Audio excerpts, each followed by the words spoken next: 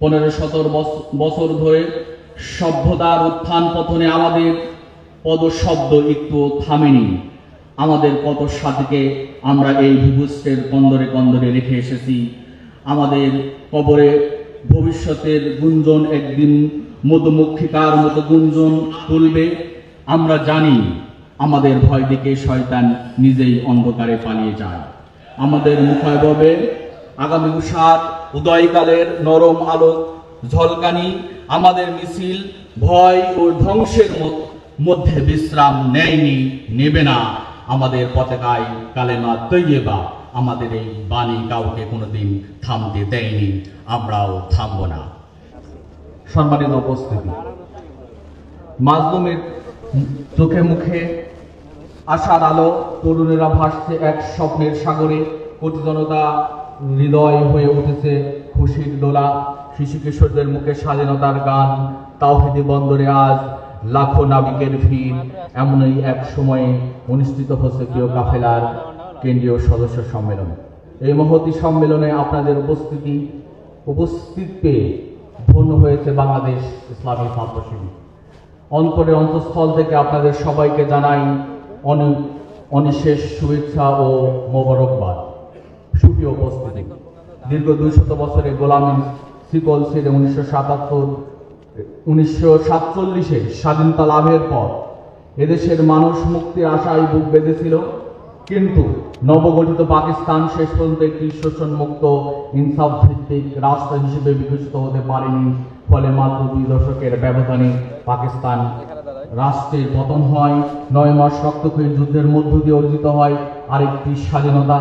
কিন্তু আধিপত্যবাদী ভারতের কূটকৌশল সেই স্বাধীনতা বেহাত হয়ে যায়। স্বাধীনতার সকল সুফল আত্মসাৎ করে নেয় একটি দল, একটি পরিবার। শেখ মুজিব ক্ষমতায় এসে কায়েম করেন বাকশাল। দেশব্যাপী শুরু হয় আওয়ামী লীগের একচাটিয়া তাসের রাজত্ব। কিন্তু জালিমদেরকে আল্লাহ ছেড়ে দেন, ছাড় দেন না। সেই সত্য আবারও প্রমাণিত হয় 1975 সালে 15 আগস্ট। স্বৈরাচার শেখ মুজিবের পতনের মধ্য দিয়ে মানুষ আরেকবার মুক্তির স্বাদ পায়। কিন্তু ততদিনে শিক্ষা, সংস্কৃতি, অর্থনীতি সবকিছুই ধ্বংসের দ্বার প্রান্তে। জোরপূর্বক নাস্তিকবাদী শিক্ষা চাপিয়ে দেওয়া হয়েছে। ইসলামের বিরুদ্ধে পাতা হয়েছে নানামুখী ষড়যন্ত্রের জাল। সর্বোপরি দেশের সর্বোচ্চ বিরাজ করছে অরাজকতা। এমনই এক সময় 1977 সালে 6 ফেব্রুয়ারি ঢাকা বিশ্ববিদ্যালয়ের কেন্দ্রীয় জামে মসজিদ থেকে যাত্রা শুরু করে প্রিয় সংগঠন বাংলাদেশ ইসলামী ছাত্র শিবির। প্রতিষ্ঠার পর থেকে অনেক চড়াই উতরাই পেরিয়ে, রক্তপিচ্ছিল পথ মারিয়ে, শত জুলুম নিপীড়ন উপেক্ষা করে আজ এখানে এসে দাঁড়িয়েছে শত শহীদের ত্যাগের দীপ্তিমান এই বিজয়ী কাফেলা। সংগ্রামে উপস্থিতি, বিগত আমলে বাংলাদেশে এক ভয়াবহ ফ্যাসিস্ট শাসনের গহ্বরে নিমজ্জিত হয়। এ সময় 71-এর চেতনার নামে যা কিছু করা হয়েছে তার সবই ছিল ক্ষমতাকে ব্যক্তিগত স্বার্থে ব্যবহারের ভয়াবহ প্রয়াস।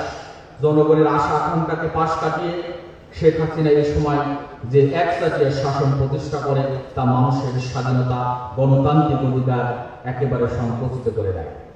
প্রশাসন, আইন শৃঙ্খলা রক্ষাকারী বাহিনী, বিচার ও নির্বাচন ব্যবস্থা সহ প্রতিটি সেক্টরে হাসিনা নিজের একচ্ছত্র নিয়ন্ত্রণ প্রতিষ্ঠা করে। এতে করে বাংলাদেশ রাষ্ট্রের প্রাতিষ্ঠানিক কাঠামো কার্যত ধ্বংস হয়ে যায়। একই সমান্তরালে বিরোধী দলের গুলোর নেতা কর্মীদের উপর চলে ঢালাও মিথ্যা মামলা, গ্রেফতার, নির্যাতন আর বিচারের নামে চলে প্রহসন। সবচেয়ে বেশি জুলুমের শিকার হয় বাংলাদেশ ইসলামী ছাত্র শিবির। সরকার সমর্থিত বাহিনীগুলো গুম, খুন, বিচার বহির্ভূত হত্যাকাণ্ডের মহোৎসব কায়েম করে।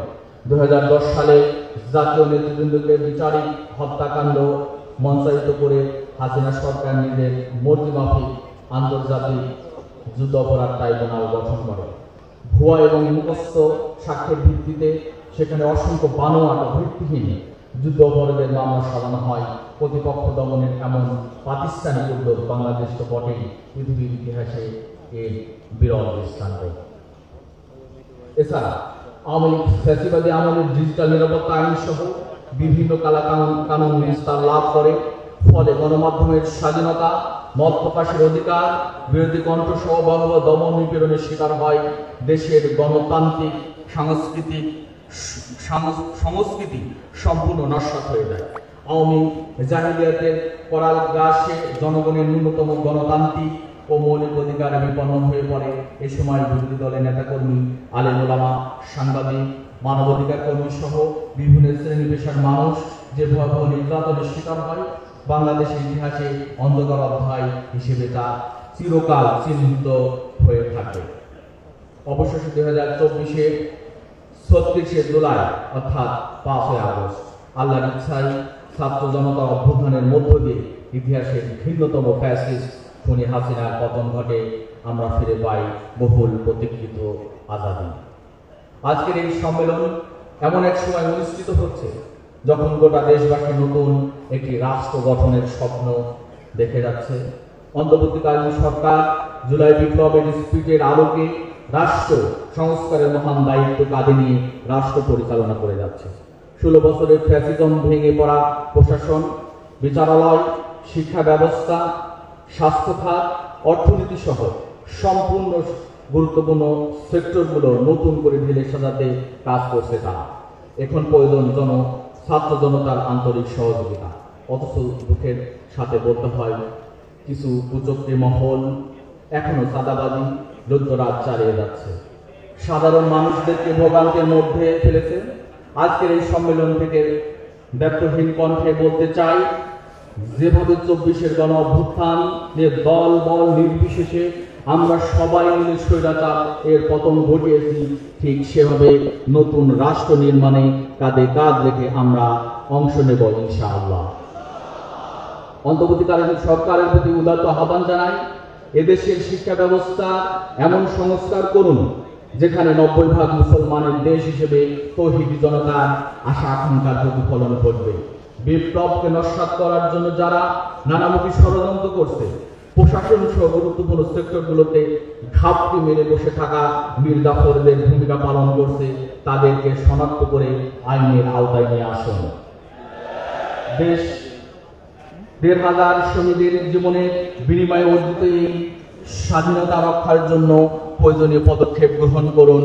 আমরা সর্বাত্মক সহযোগিতা দিতে প্রস্তুত আছি।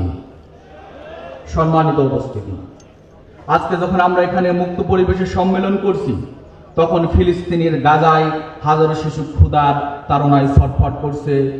হয়তো সন্ত্রাসী ইসরায়েলের ক্ষেপণাস্ত্রের হামলায় এখনো নির্দোষ মুসলিমদের শাহাদাতের অমীয় সুধা পান করতে হচ্ছে।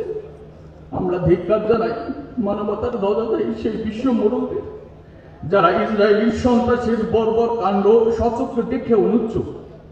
আজকের সম্মেলন থেকে আমরা বলতে চাই, এই নির্মম গণহত্যা বন্ধে আপনারা পদক্ষেপ গ্রহণ করুন। বিশেষ করে মুসলিম বিশ্বের নেতৃবৃন্দকে আমরা বলতে চাই, আল্লাহর নির্দেশ পালনে ফিলিস্তিনিদের জন্য দৃঢ়তার সাথে ভূমিকা পালন করুন। আল্লাহ রাব্বুল আলামিন পবিত্র কুরআনে ইরশাদ করেছেন, ওমা লাকুম লা তুকাতিলুনা ফি সাবিলিল্লাহি ওয়াল মুস্তাদআফিনা মিনার রিজালি ওয়ান নিসাই ওয়াল গিলদানি আল্লাযীনা ইয়াকুলুনা রাব্বানা আখরিজনা মিন হাযিহিল ক্বরিয়াতিজ যালিমি আহলুহা ওয়াজআল লানা মিন লাদুনকা ওয়ালিয়্যান ওয়াজআল লানা মিন লাদুনকা নাসীরা। তোমাদের কি হয়েছে যে অসহায় নারী পুরুষ আর শিশুদের রক্ষার জন্য তোমরা আল্লাহর পথে লড়াই করছো না? আর যারা দোয়া করছে, হে আমাদের প্রতিপালক, আমাদেরকে জালিম অধ্যুষিত জনপদ থেকে মুক্তি দিন, আপনার পক্ষ থেকে কাউকে আমাদের বন্ধু বানিয়ে দিন এবং আপনার পক্ষ থেকে কাউকে আমাদের সাহায্যকারী বানিয়ে দিন। প্রিয় ভাইরা, দিকে দিকে আজও ধ্বনিত হচ্ছে মাজলুমের আর্তনাদ। তাই থেমে গেলে চলবে না, আমাদের কাজ করে যেতে হবে যুগ যুগ ধরে। যতদিন ন্যায় ও ইনসাফ প্রতিষ্ঠিত না হবে, ততদিন চলবে আমাদের এই মুক্তির মিছিল। কবি আল মাহমুদের ভাষায় বলতে চাই,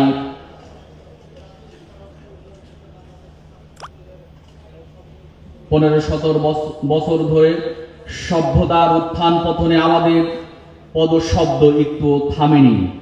আমাদের কত সাথীকে আমরা এই ভূপৃষ্ঠের কন্দরে কন্দরে রেখে এসেছি। আমাদের কবরে ভবিষ্যতের গুঞ্জন একদিন মধুমক্ষিকার মতো গুঞ্জন তুলবে। আমরা জানি আমাদের ভয় দেখে শয়তান নিজেই অন্ধকারে পালিয়ে যায়। আমাদের মুখাববে আগামী উষার উদয়কালের নরম আলো ঝলকানি আমাদের মিছিল ভয় ও ধ্বংসের মধ্যে বিশ্রাম নেয়নি, নেবে না। আমাদের পতাকায় কালেমা তৈয়বা, আমাদের এই বাণী কাউকে কোনোদিন থামতে দেয়নি, আমরাও থামব না। প্রাণপ্রিয় সদস্য ভাইয়েরা, এবারের সম্মেলনে আমাদের স্লোগান হচ্ছে সংগ্রাম আর সাহসী জীবন, সততায় ভরা মন, জ্ঞানের আলোয় বিপ্লব হবে নতুন উজ্জীবন।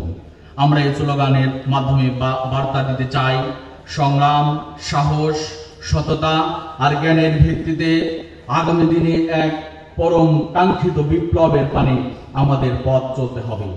আশা করছি আজকের এই সম্মেলন সেই নতুন পথের দিশা দেবে, আমাদের হৃদয়ে জ্বালাবে অযুত সাহসের ফুলকে ধারা, আমাদের ভিতকে করবে অটল ও অবিচল, বাড়াবে জ্ঞান অর্জনের তীব্র আকাঙ্ক্ষা। দিন কায়েমের আন্দোলনে আমাদের হৃদয়কে করবে নির্ভীক ও সুদৃঢ় প্রতিজ্ঞ। বাধার পাহাড় পায়ে মারিয়ে আমরা ছুটে যাব দিন কায়েমের গৌরব মিছিল পানে।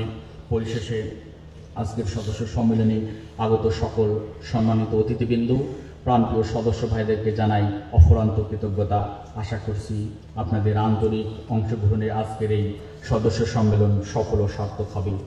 যাদের আন্তরিক সহযোগিতা ও অক্লান্ত পরিশ্রমে আজকের এই সদস্য সম্মেলন সফলভাবে সম্পন্ন হবে, তাদের সবার জন্য মহান রবের নিকট কল্যাণ কামনা করছি। আল্লাহ রাব্বুল আলামিন আজকের এই সদস্য সম্মেলনকে কবুল করুন, আমিন। আল্লাহ হাফেজ। আসসালামু আলাইকুম ওয়া রাহমাতুল্লাহ।